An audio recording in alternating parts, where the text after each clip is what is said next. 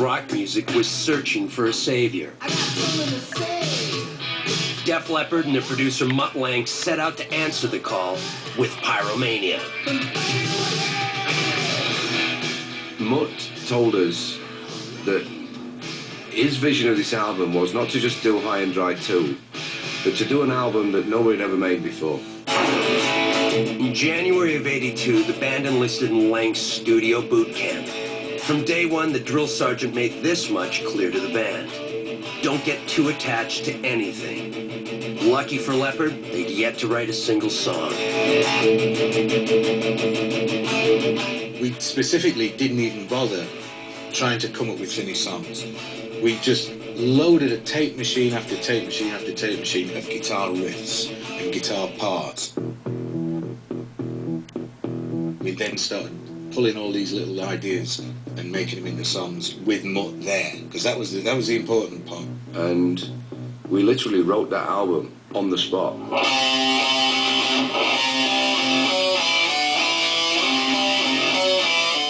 Sometimes it took heavenly inspiration to get the process moving. When we had the backing track for Rock of Ages, we were just singing dead and dead out, dead and dead out, so we didn't have any lyrics. And we'd let somebody use the studio the night before, I think. Somebody had left a Bible in the studio and it was open to the hymn Rock of Ages. And I picked it up and started singing, Rock of Ages. And it was like Mutt just turned around and went, wow, that's it, that's the chorus. I swear to God. No pun intended. Divine intervention aside, the recording process was painfully slow-going. Mutt insisted the album be recorded one finely tuned string, one precision beat at a time. Mutt doesn't record albums, he builds them brick by brick, stone by stone. He wanted something that was as near perfect. He wanted as much control over the whole sound of the record as he could possibly get. It was doing it an instrument at a time and layering and layering and layering.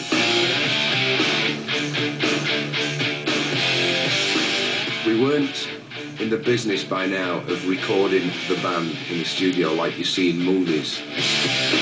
Lange had a vision of how he wanted to record Pyromania, a vision that included replacing Rick Allen's beats with an electronic drum machine.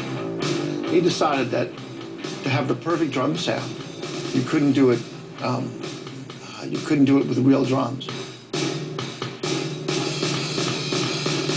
So we're like going, he's lost it, he's gone mad.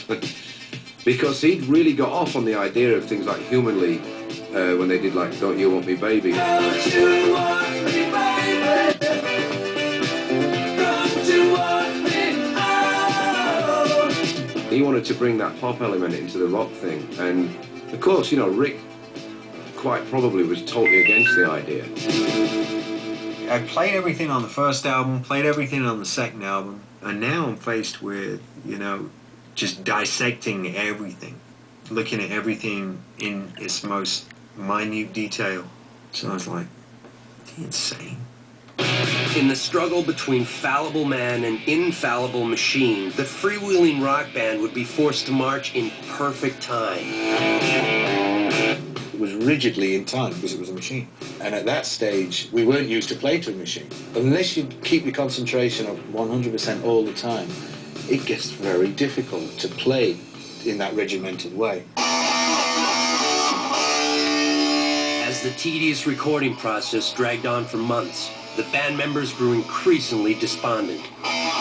But when he's saying, look, you can do it better, all you wanting to do is go, no, I bloody well can't. This is as good as it gets. He goes, well, it ain't good enough then.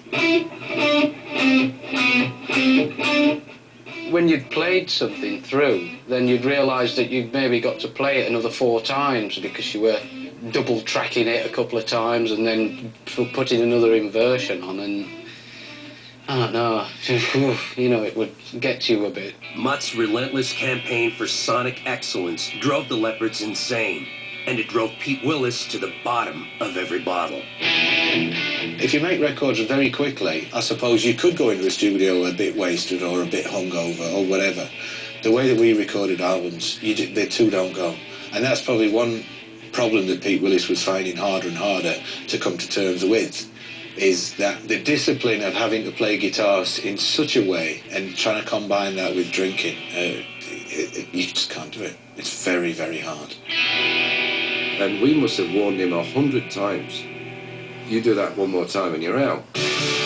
Truth is, they were all struggling with the pressure and the pace. Their first record was completed in 30 days. Their second, 12 weeks, which they thought was an eternity.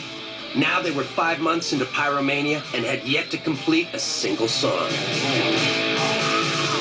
Months just fly by, and we've recorded a chorus, and it's like, Jesus, it sounds fantastic, but we haven't done anything else.